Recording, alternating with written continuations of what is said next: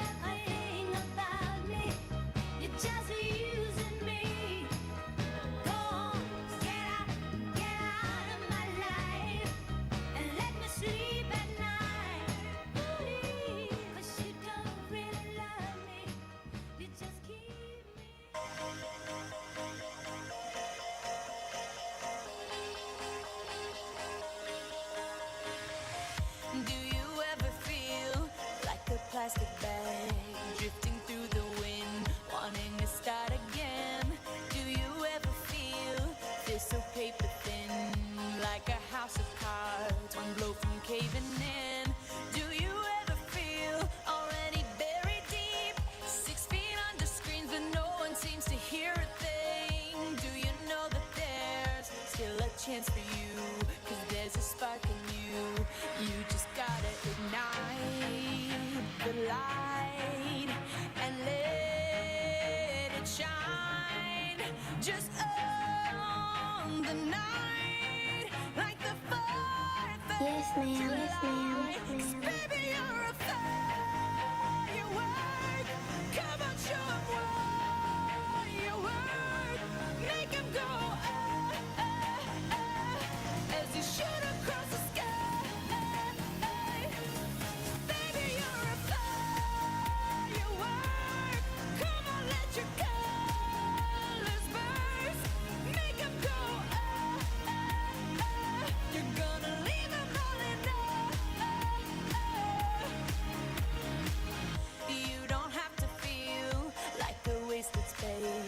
You're original,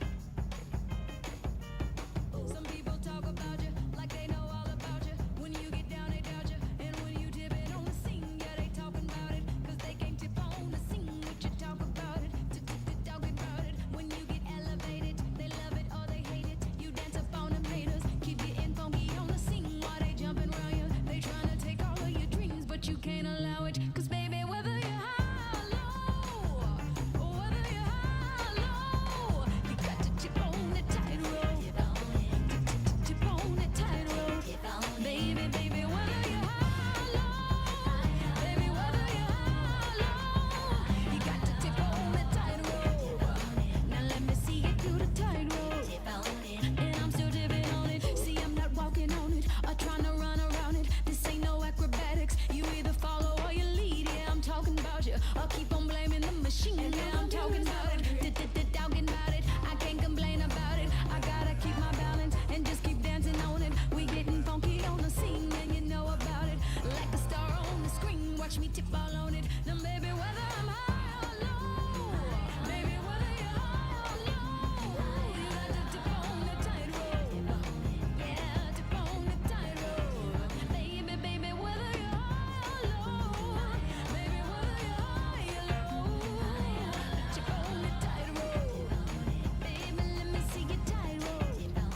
And I'm still tipping on it. I tip on alligators and little rattlesnakers, but I'm another flavor, something like a Terminator. Ain't no equivocating. I fight for what I believe. Why you talking about it? Just talking about it. Some calling me a sinner, some calling me a winner. I'm calling you to dinner, and you know exactly what I mean. Yeah, I'm talking about you. You can rock or you can leave. Watch me tip without you. No, no, no. Whether I'm high or low, whether I'm high or low, I gotta tip on the tightrope. Baby, baby, whether I'm high or low, I got to tip on the tightrope. Now, baby, tip on the tightrope. You can't get too high. I said you can't get too low.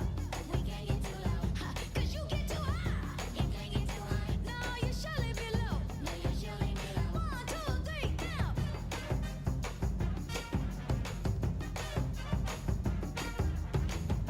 Yeah. Yeah. Now shut up. Yeah. Yeah. Now put some voodoo on it. Ladies and gentlemen, the funkiest horn section in Metropolis. Yeah, yeah, yeah. Oh! We call that classy brass. I gotta keep my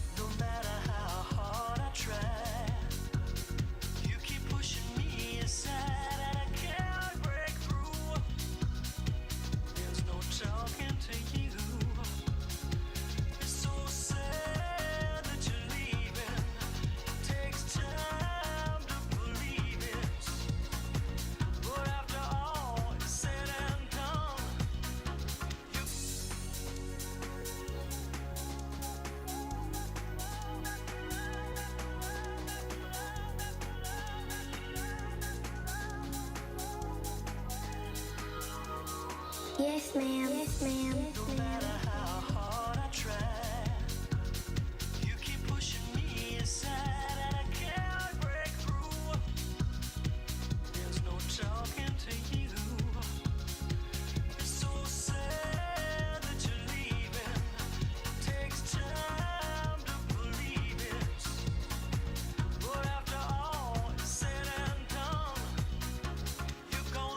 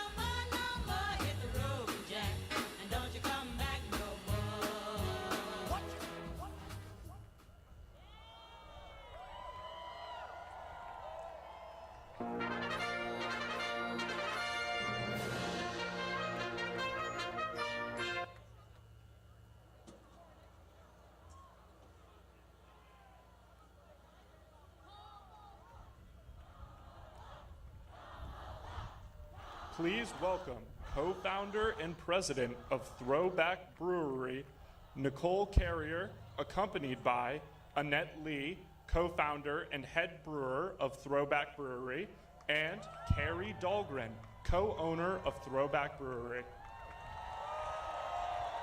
Tonight, I'm gonna have myself a real good time. I feel alive, and the world turning inside out. Yeah. I'm floating around. Hello, beautiful people of New Hampshire. Welcome to Northampton, and welcome to Throwback Brewery. My name's Nicole, this is Annette, this is Carrie.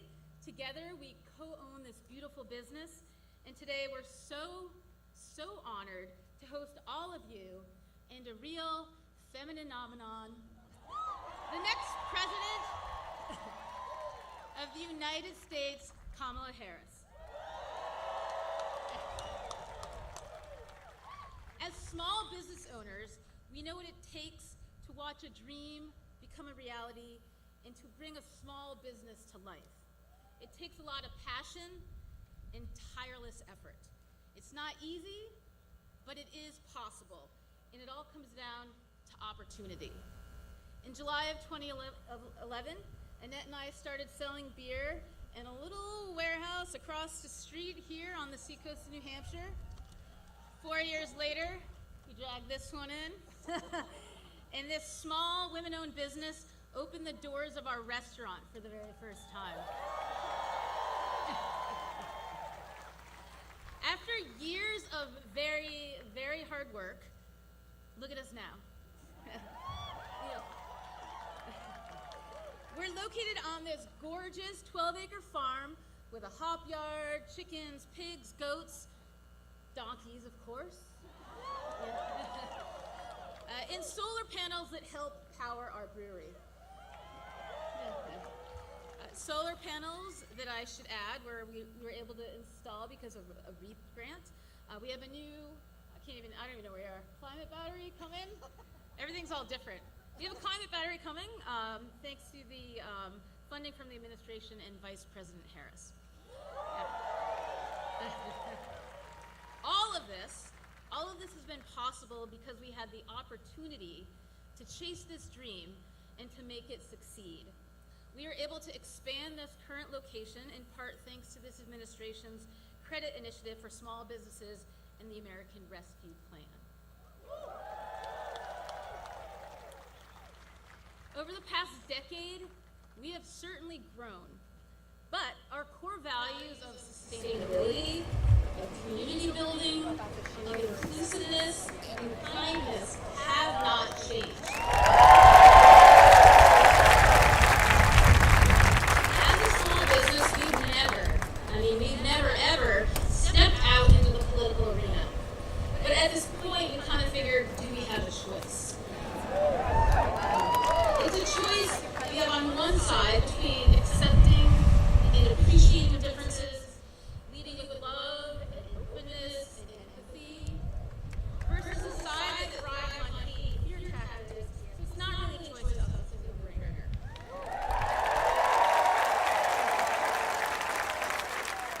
And speaking as the daughter, and I'll try not to tear up here, of a man, the best dad, amazing businesswoman. He was an ultimate feminist, a really kind soul, my best friend. He was also a lifelong Republican, my dad. So to me, this is not about party, it's really about values. And so we're here to say that Kamala Harris shares our core values. She represents the future. She's smart, she's confident, and she leads from a place of goodness, which is really what we care about most. As president, she will build an opportunity economy that is fully focused on the middle class. She'll bring together all of us, entrepreneurs and workers, large and small businesses alike, to invest in America create jobs, and deliver for all Americans.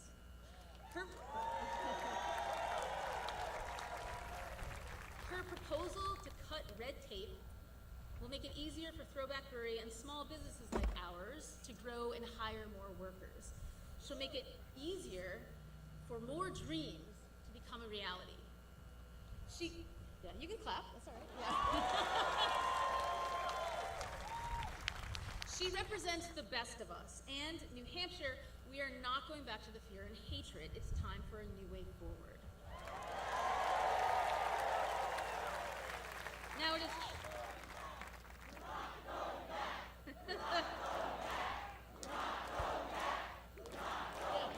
All right. Thank you.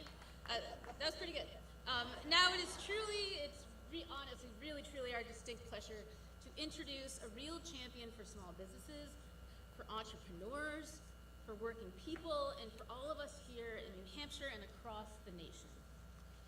Vice President Harris is the daughter of a working mother who grew up in a middle-class neighborhood. She believes that when the middle class is strong, America is strong. She has made clear that building up the middle class will be a defining goal of her presidency. Vice President Harris and Governor Walz will deliver for Americans who are looking for a new way forward. They're fighting for an America where everyone has the opportunity to succeed, the opportunity to build a business and create a better life, the opportunity to not just get by, but to get ahead. Please join us in welcoming to New Hampshire the next President of the United States, Kamala Harris.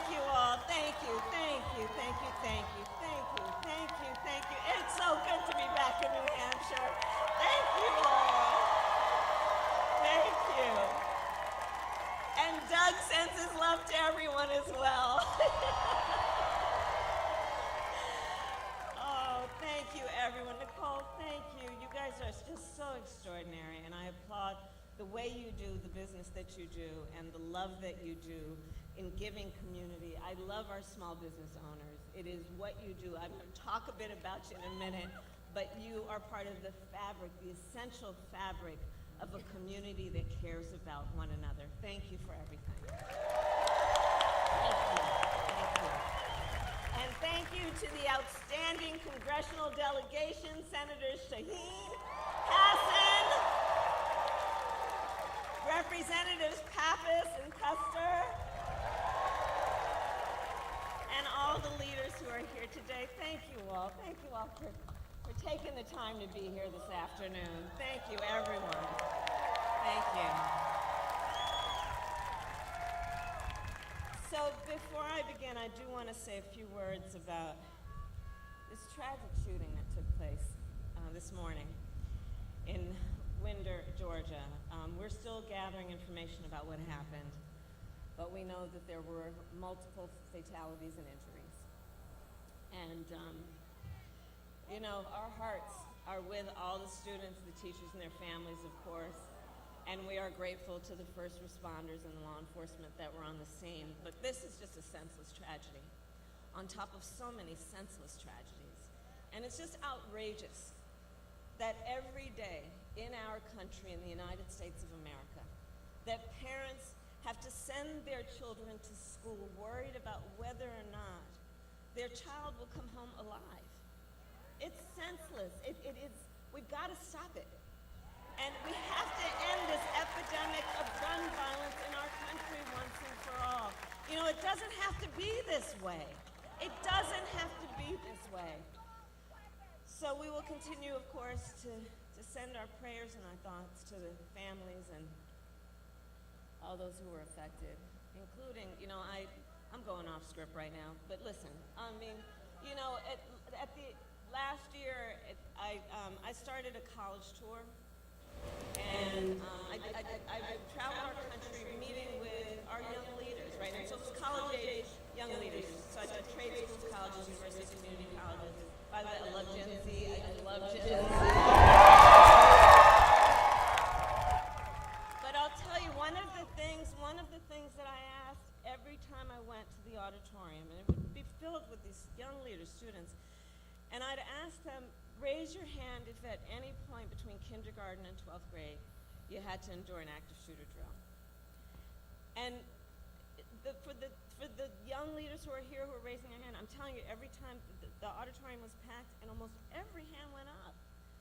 You know, a lot of us, I'll speak about myself, you know, we had, well, I grew up in California, earthquake drills, we had fire drills, but our kids are sitting in a classroom where they should be fulfilling their God-given potential, and some part of their big, beautiful brain is concerned about a shooter busting through the door of the classroom. It does not have to be this way. It does not have to be this way. And, you know, this is one of the many issues that's at stake in this election. So New Hampshire, look, we have 62 days to go. 62 days to go. And I'm going to tell you what you already know. This race is going to be tight until the very end. So please, let's not pay too much attention to the polls, because we are running as the underdog. We know what they're capable of on the other side. The only thing we can take for granted is the love that we as Americans have for each other, knowing we have so much more in common than what separates us. And we've got some hard work ahead, but we like hard work. Hard work is good work. Hard work can be joyful work. And so we are up for the task, and with your help, we will win in November. We will win in November. And that, in large part, is because we know what we stand for, and when you know what you stand for, you know what to fight for. We love our country, and we believe in the promise of America. That's so much of what I think brings us all together this afternoon. We believe in the promise of America, and that includes a topic we're going to discuss today, which is what I call an opportunity economy, building an opportunity economy. And my vision of an opportunity economy is one where everyone can compete and have a real chance to succeed, where everyone, regardless of who they are, where they start, can build wealth, including intergenerational wealth, where workers are treated with dignity and everyone has the freedom to join a union if they choose, where we remove barriers to opportunity so anyone who wants to start a business can have access to the tools and the resources they need to do that. I believe, and I said it before to Nicole, I believe America's small businesses are an essential foundation to our entire economy. Think about it. Think about it. Small businesses in our country employ half of all private sector workers. Half of all private sector workers own or run a small business or work for a small business. They do trillions of dollars of business every year. They generate revenue that helps repair our roads and pay our teachers. And you know, for all of those who are or know of small business owners, the thing I love about you is that you're not only leaders in business, you are civic leaders. You are community leaders. You are mentors. You hire locally. You believe in the community, and you're part of the glue of the fabric that holds communities together. You provide the local meeting space. You are the types of folks where you know who your regulars are, and when someone's walking in the door and you can tell they've had a bad day, you know exactly what they need. Isn't that the best of who we are? Isn't that the best of who we are? And I've met so many entrepreneurs across the country who take the incredible leap of faith that is required to start a small business. Folks who put their life savings on the line and work through the weekends and holidays, because they aren't just building a business, they're pursuing a dream. They're building a better future for their employees and for the people they love in their communities.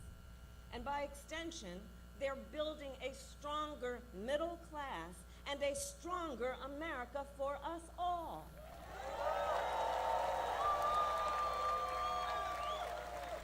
And so all of this is why, as president, one of my highest priorities will be to strengthen America's small businesses. And here I am in New Hampshire to announce a few elements of my plan to do that.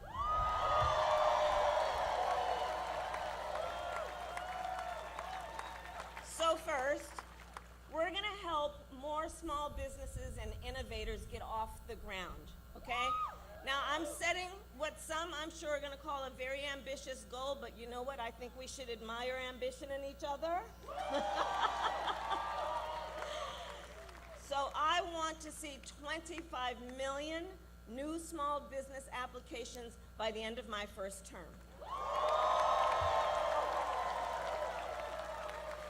And to help achieve this, we will lower the cost of starting a new business. So here's the thing. On average, it costs about $40,000 to start a new business in America. That is a great financial barrier for a lot of folks, and it can hold entrepreneurs back. And the current tax deduction for a startup is just $5,000, okay? So then you gotta make up the delta there. Gotta figure out how you can do that. Not everyone has access to that kind of wealth and capital. So, part of my plan is we will expand the tax deduction for startups to $50,000.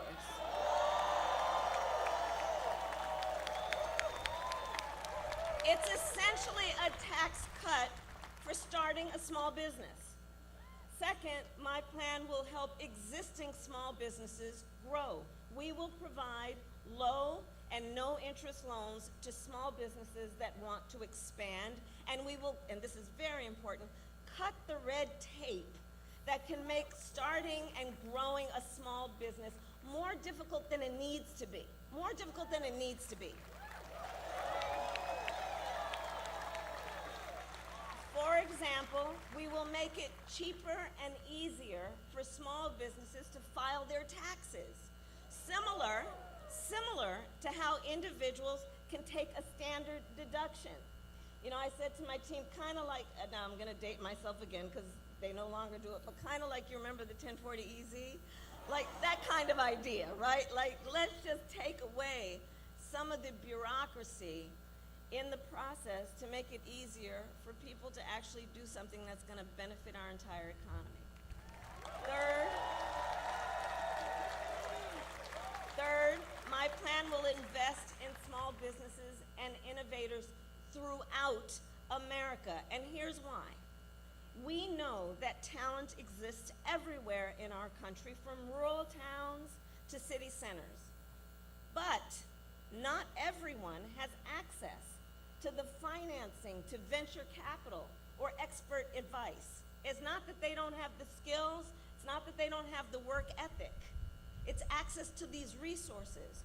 So under my plan, we will expand access to venture capital, we will support innovation hubs and business incubators, and we will increase federal contracts with small businesses. And we will have a particular focus on small businesses in rural communities, like right here in New Hampshire.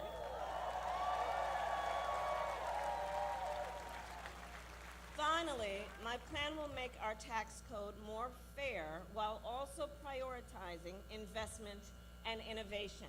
So let us be clear.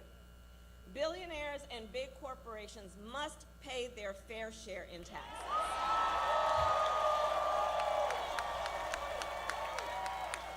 Because here's the thing, it's just not right that those who can most afford it are often paying a lower tax rate than our teachers and our nurses and our firefighters. It's just not right. It's just not right. So that's why I support a billionaire minimum tax and corporations paying their fair share.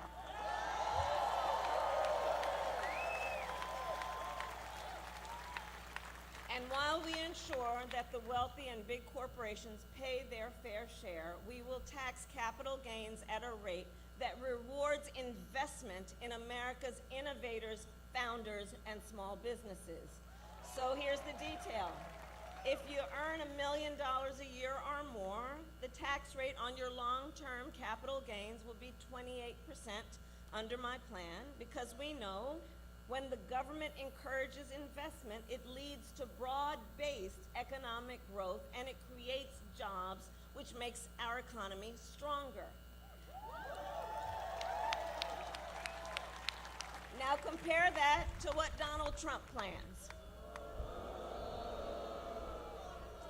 He intends to cut off federal programs that give loans to small businesses. He plans to give billionaires massive tax cuts and to cut corporate taxes by over $1 trillion, even as they pull in record profits. His plans will add more than $5 trillion to the national debt, and that is on top of the $2 trillion tax cut he gave them when he was president and when he exploded the deficit. We know how to count. We know how to count. And now he also wants to impose what in effect is a national sales tax on everyday products and basic necessities, which will skyrocket the cost for families and small businesses. And New Hampshire, on top of all of this, if Donald Trump were to win in November, he intends to end the Affordable Care Act, which would significantly increase costs on small businesses, as we know. And, well, you know what? The courts are going to handle that, and we will handle November. How about that? How about that? That's how we'll handle that. How about that? But think about it. It wants to end the Affordable Care Act, taking us back to a time when insurance companies could deny people with pre-existing conditions. You remember what that was? Children with asthma, breast cancer survivors, grandparents with diabetes. So, yeah, look, we are here to tell him and them we are not going back. We're not going back. We're not going back.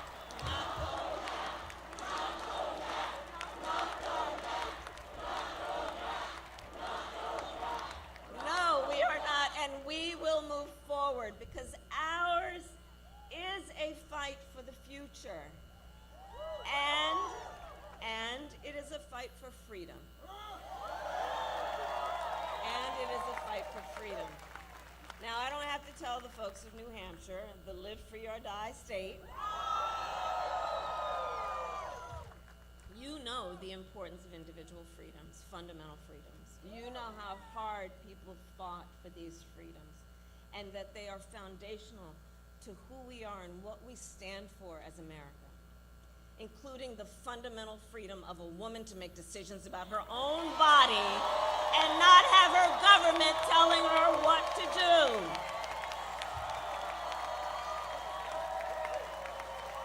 And understand how we got here. Understand how we got here, and of course we're not going to fall for the gaslighting he's pushing, right? When he was president, Donald Trump handpicked 3 members of the United States Supreme Court with the intention that they would undo the protections of Roe v. Wade. And as he intended, they did. And now, in more than 20 states in our nation, there is a Trump abortion ban.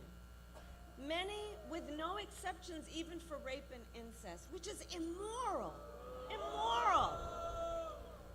And let us agree, and I know we do, one does not have to abandon their faith or deeply held beliefs to agree.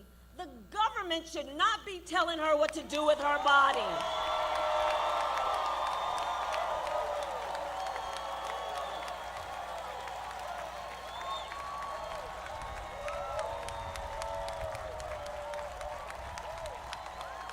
And if he wins, you can be sure Donald Trump will go further. And he will sign a national abortion ban. And you know, Project 2025, which I mean, can you believe they put that thing in writing? And under Project 2025, he would create a national anti-abortion coordinator, which would force states, I mean, this is unbelievable, right? Which would force states to report on women's miscarriages and abortions. You know what they are making really quite clear? They just don't trust women. They just don't trust women. But we trust women. We trust women. And when Congress passes a bill to restore reproductive freedom as President of the United States, I will proudly sign it into law.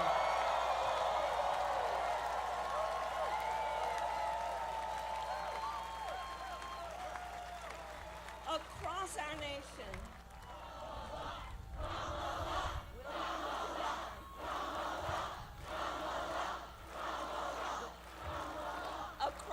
nation, across our nation, and I've been traveling for many years actually, and certainly months most recently. Across our nation, I'm telling you, we are witnessing a full-on attack on hard-fought, hard-won fundamental freedoms and rights, including the freedom to vote, the freedom to be safe from gun violence, the freedom to breathe clean air and drink clean water, the freedom to love who you love openly and with pride.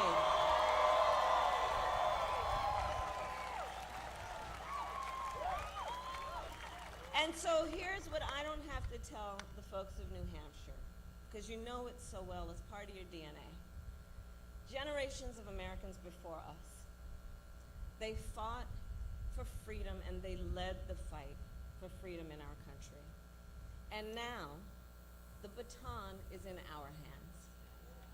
The baton is in our hands. So let us understand, which we do, our purpose at this very moment. Let us remember the broad shoulders upon which we stand and the traditions of this very fight that have led to what we have been able to accomplish. And let us understand then that when we say fight, it is a fight for something, not against something. It is for something. That's what we're talking about when we talk about a new way forward. This is for something. And so, as an example, let us finally pass the John Lewis Voting Rights Act and the Freedom to Vote Act.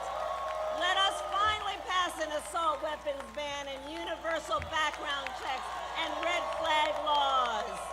Because we are clear on that point, it is a false choice to say you're either in favor of the Second Amendment or you want to take everyone's guns away. I'm in favor of the Second Amendment, and I know we need reasonable gun safety laws in our country.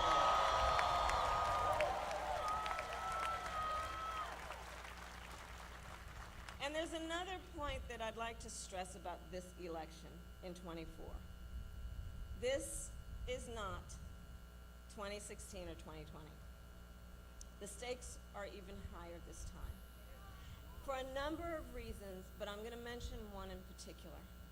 What the Supreme Court recently did when they basically just told the former president that going forward, he will effectively be immune no matter what he does in the White House. But let's take this seriously and understand what it means. Before, at least, there might have been the threat that there would be consequence and accountability. With that ruling, what this means is that almost explicitly he has been told no consequence. And imagine, just imagine Donald Trump with no guardrails.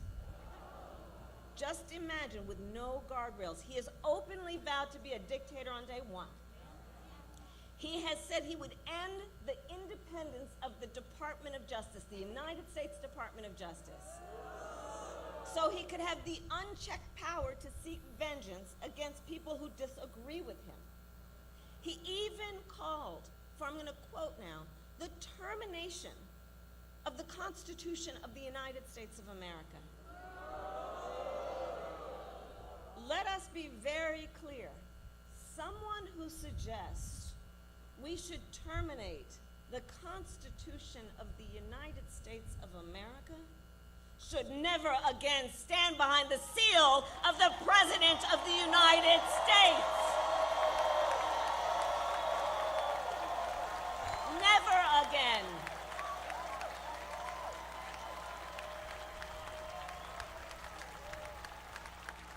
So I'll end where I started. When it comes down to it, we are all here together because we love our country. We love our country. And we know the privilege and pride that comes with being an American. And I do believe it is one of the highest forms of patriotism to fight for the ideals of our country. That is how we realize the promise of America.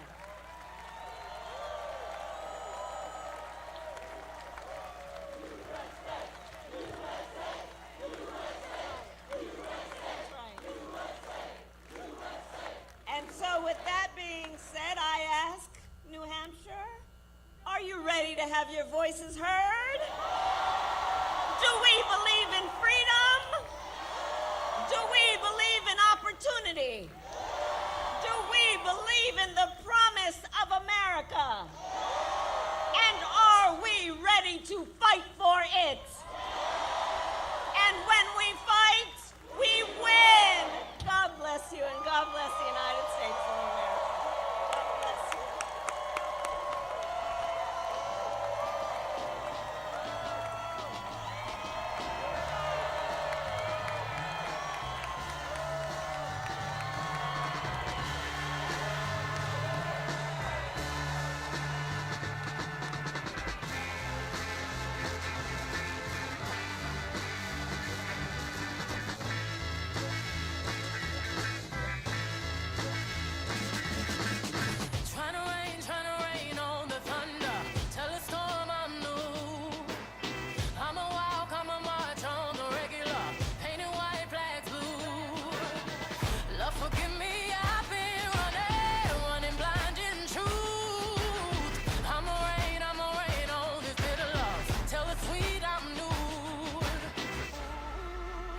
telling these tears go and fall away, fall away. Oh, may the last one burn into flames.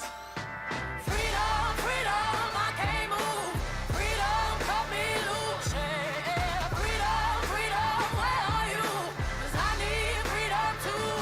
I break chains all by myself. Won't let my freedom rot in hell. Hey, I'ma keep on running 'cause the winner don't quit on themselves.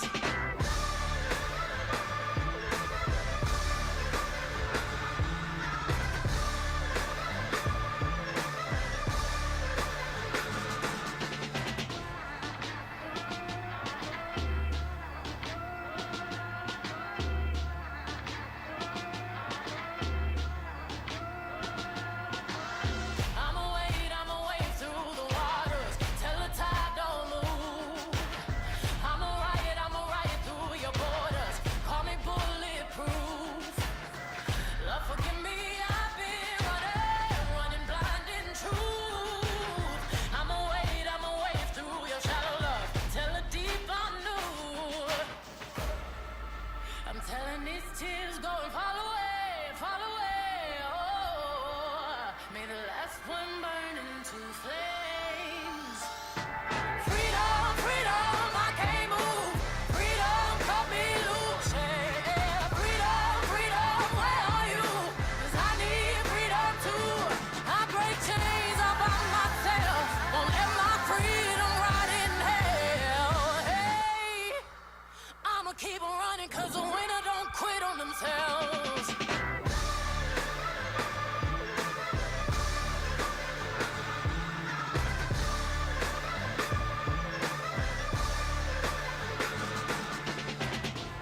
Ten Hail Marys, I meditate for practice.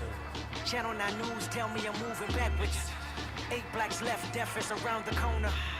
7 misleading statements about my persona. 6 headlights waving in my direction.